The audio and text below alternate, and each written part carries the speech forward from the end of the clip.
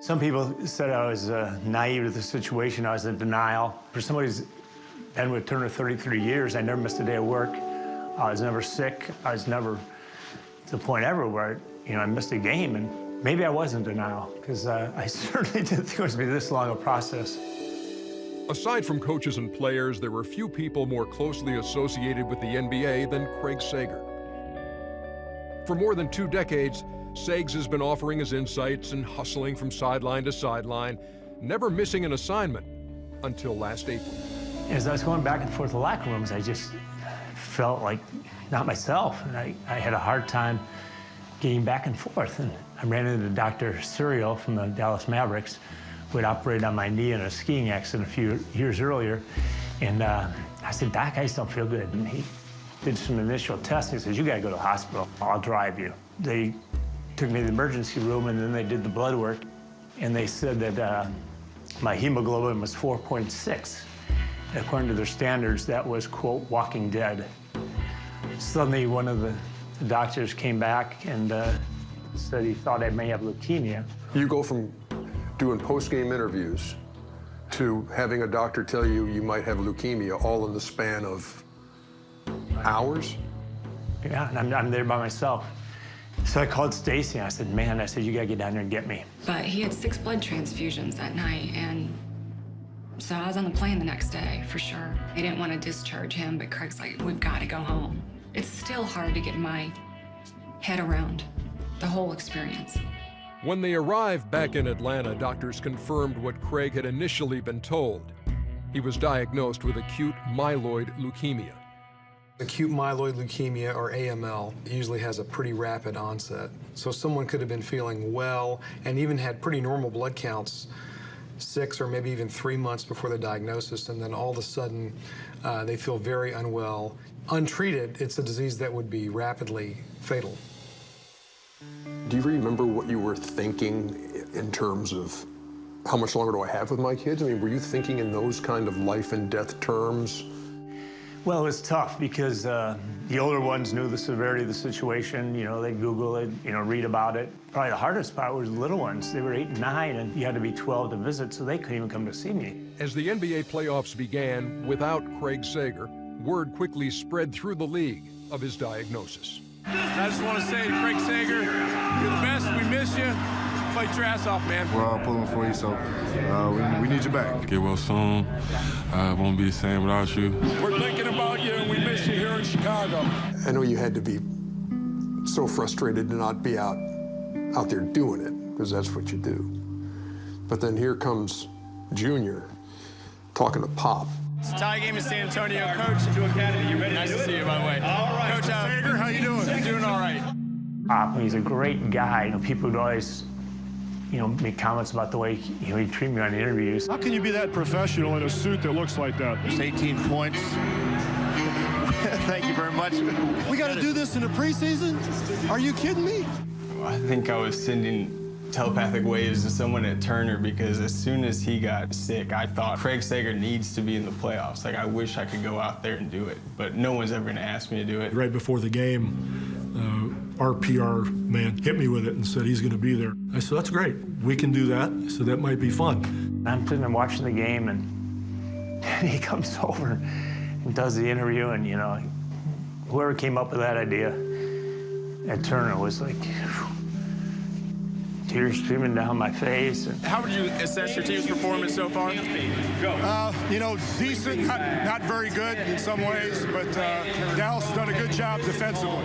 I just wanted to be off the cuff and meet Junior and let his dad know through him that he was cared about. Well, I got to tell you, you did a great job, but I'd rather have your dad standing here. That's what's great. We miss you. You've been an important part of all this for a long time, doing a great job. We want your Fanny back on the court, and I promise I'll be nice. Get back here. Good luck. he wrote this heartfelt note to me about me being strong and fighting and, you know, part of his team. And it was like, oh, geez, this was unbelievable. I wanted Craig to know that there were people thinking about him. You know, I'm not the only guy. There are a whole lot of people that really, you know, love this guy and respect this guy. KG, Kevin Garnett, was the first to send flowers, and he sent this unbelievable bouquet. Anything for Sag, man, he knows that. I sent my regards to him and anything he needed and anything that I can do, obviously from my family to his. He had signed it, you know, KG, AKA Big Ticket, from my family to yours. And it was like, just things you just didn't expect. I'm glad you brought KG up because you guys have a very interesting relationship. That's some of the best exchanges we ever see. Craig, what's up? What'd you say? Let's talk about this outfit you got on. You take this and you burn it. There's not any part I can keep? No, nothing. He's just one of the most competitive, caring, give it all, you know, athletes I've ever met. I've dealt with cancer in my family. I mean, anybody who's dealt with that knows how serious of an issue it is. The flood of support, of well wishes, of email, was that overwhelming? No, it was a testament of how Craig lived his life every day. It was the support of Sager's family and friends that would have to carry him through the most challenging year of his life. His cancer treatment had just begun. Some patients, just giving chemotherapy is not going to work or unlikely to work, and that was the case with Craig's leukemia. And those patients, if they're young enough and healthy enough, are candidates for a bone marrow stem cell transplant. And we felt like that gave him the highest chance for curing this disease. So that's what he's been going through the past several months. They gave us the word cure. That was all I needed. So how do we get there? Once you get that word, did it make it more manageable for you guys to say, okay, this is what we've got, this is how we're going to fight it, go? Absolutely. Did it seem unreal the whole time to you, Craig? To be honest, no. Like I said, I looked at it as just something that struck me and I have to get over it.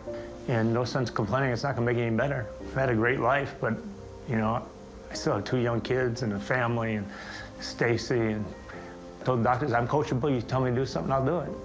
With a plan in place, the search for a bone marrow donor began. The whole process of identifying an unrelated donor and collecting their cells can take at least a couple of months, sometimes longer. In Craig, it was very unusual that his son actually matched him. That happens, you know, maybe 5% of the time. A sibling possibly could, you know, be a good match, but it's rarely one of your kids. It's just an odd situation. Basically asking your kid, you know, to face the risks and pain and danger what he has to go through to basically save you. So, Junior, did you save your dad's life? So they tell me. It's weird to think about it like that. I never really thought about it until probably right before it. I mean, he talked about how much they actually drained the people before these transplants, and when I saw him, like even the day before, you realize, okay, like this is gonna be the thing that saves him. It has to work. He was supposed to take it easy afterwards, but he was determined he was gonna run the Peachtree Road Race. It's kind of a family deal. I had run it 32 years in a row. And I felt like I had a responsibility to show people, because I know I was scared. I mean, I used to freak out if I had to get my blood drawn. I used to faint if I got my finger pricked. So all of this was out of my comfort zone. And they wanted to keep him in the hospital. He says no, and he was adamant about it. And they said to me, he said, you gotta talk him out of it. You gotta tell him he can't do it. They're asking the wrong guy to talk him out of it. Then he was done, and you know, he was in pretty bad shape, and he came right to the hospital and gave me his T-shirt.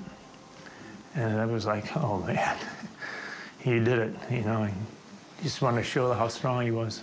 Luckily for Craig, it wasn't just Junior's will that was strong. For the transplant to be successful, the cells Junior donated would have to overpower those in his dad's body. I would say it's like fighting a war, and it's a war that you're not entirely sure when it's going to end. After several, you know, months, and finally, it kind of felt better. I think I turned a corner. I had felt this inner strength that I had been missing for months. I could feel that the worst was over. Sure enough, they take the blood samples and all, and they go, Junior won. I go, what? They go, yeah, you were no match. His blood cells and everything he gave to you is taken over. He won, which meant I won.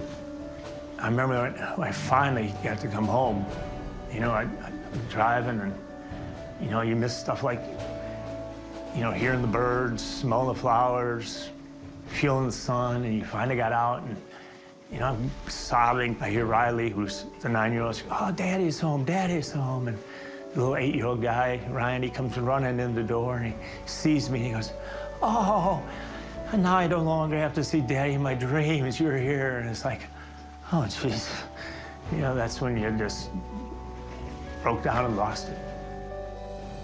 It may still be a few months before we see Craig Sager back on an NBA sideline. But for now, his treatment is going about as well as can be expected. I think even a week after the transplant, Craig was chomping at the bit probably to get back into doing what he loves to do and what he's great at doing. He's not completely out of the woods. We're very optimistic. We, of course, believe he's going to be cured, but we know we have to watch him carefully for at least the next 6 to 12 months. So how good is it to have this guy home for Christmas? It's pretty special. To have him home every day is just... it's a miracle. It's a good word for it, I think. I didn't hear you say that word when we talked, Craig, but I think that's pretty appropriate considering everything that went on. Well, to have a miracle, you have to have an angel. And she's always been my angel. There's other people who have gone through this. Other people have had more difficult times than I did. I had a great support system. You know, and be sitting in a hospital room, which can be very dull and depressing at times. And it was something I couldn't do without her.